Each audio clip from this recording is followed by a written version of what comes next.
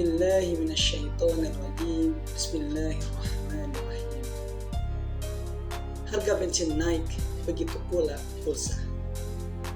Berbuat baik di umur yang tersisa. Assalamualaikum warahmatullahi wabarakatuh.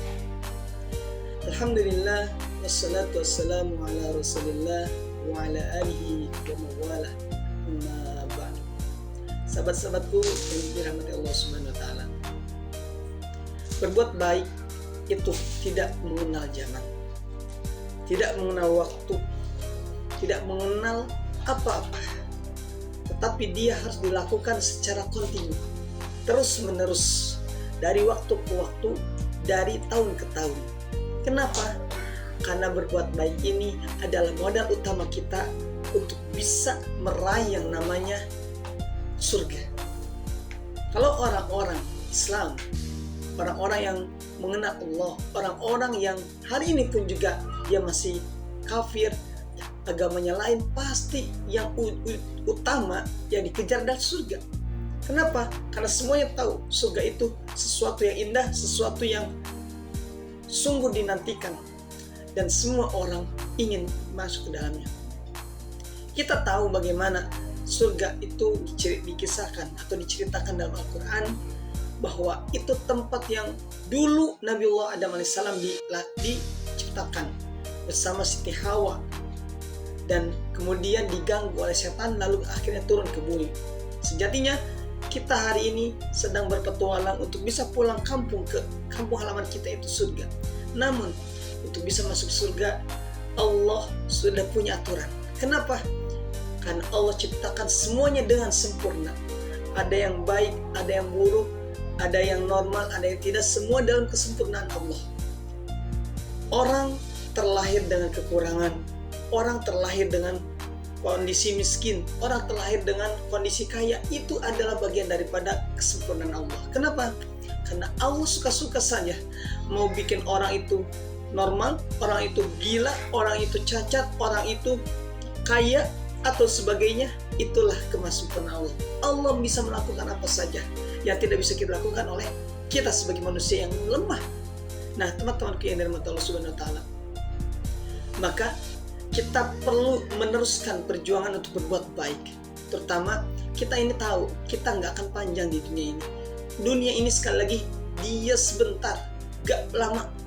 Hanya hitungan, kalau kata Rasul, hitungannya 60 atau 70 tahun usianya. Kita tahu usia Rasulullah 63 tahun. Dan kita umatnya, ya sekitaran itu. Maka nggak bakal lama. Kalau sekarang umur kita sudah 20 tahun, 30 tahun, tinggal hitung. 60 kurangi sekian. Maka itulah sisa usia kita di dunia ini. Oleh karenanya, yuk di sisa usia kita teman-teman, kita maksimalkan. Karena usia ini tidak pandang tua atau muda. Kalau udah datang, dia akan datang. Sebagaimana yang sering diungkapkan, bahwa dalam Al-A'raf ayat 34 Allah berfirman dalam surat Al-A'raf, likulli ummatin ajal, fa idza jaa ajalum la yasta'khiruna sa'atan wa la yastaqdimun.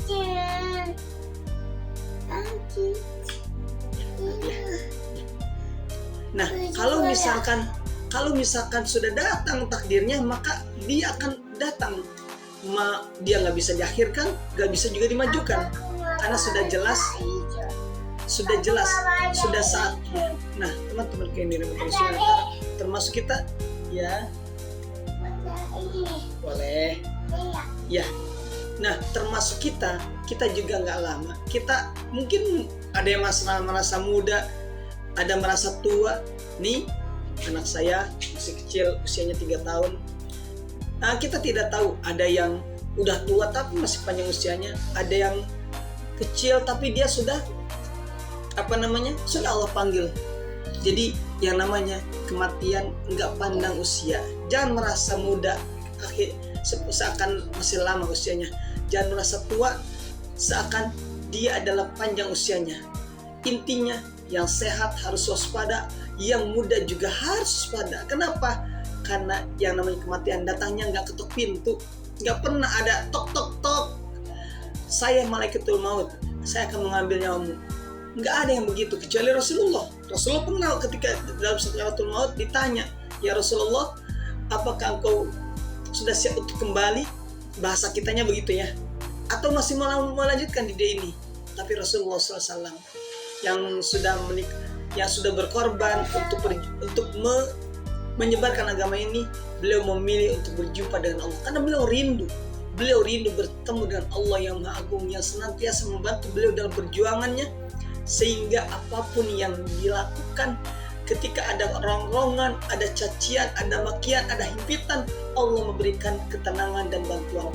Dan itulah kenapa Rasulullah begitu rindu dengan Allah.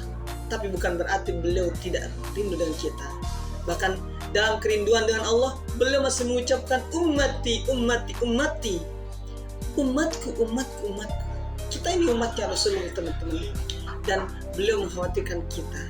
Nah, oleh karenanya kita pantas sekali, ya, oke, pantas sekali jika kita senantiasa bersalawat kepada, iya,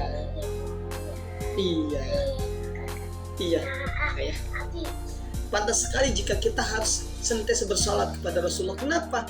Karena kita butuh untuk yang namanya syafaat yaumil qiyamah nanti. Boleh jadi kita banyak salah, boleh jadi kita belum ada jaminan masuk surga, tapi Rasulullah yang senantiasa merindukan kita sudah menyiapkan diri untuk apa? Memberikan syafaat.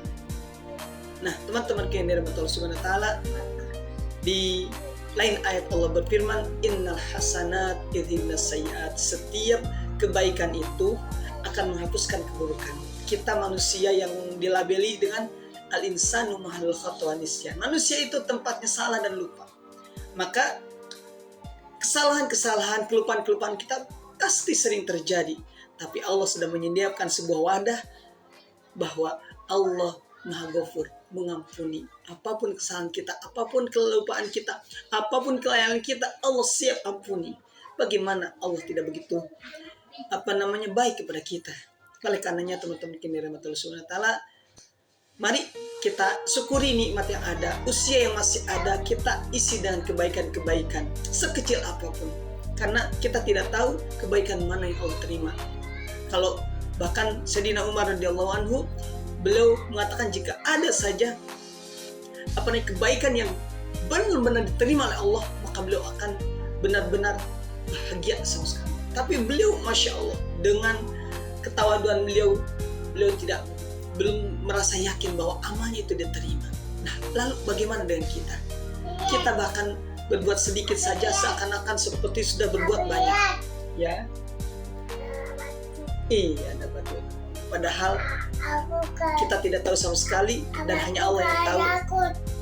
Iya. Iya, tujuan. Nah, kalau kita hanya tahu bahwa kita berbuat baik, dan meskipun kita tidak tahu diterima atau tidak, setidaknya kita mengikuti alur bahwa kebaikan itu akan senantiasa diterima, akan senantiasa menghapuskan kesalahan. Dan Allah berfirman dalam hadis qudsi, ana inda dzanni abdi, aku ini sesuai dengan prasangka hambaku.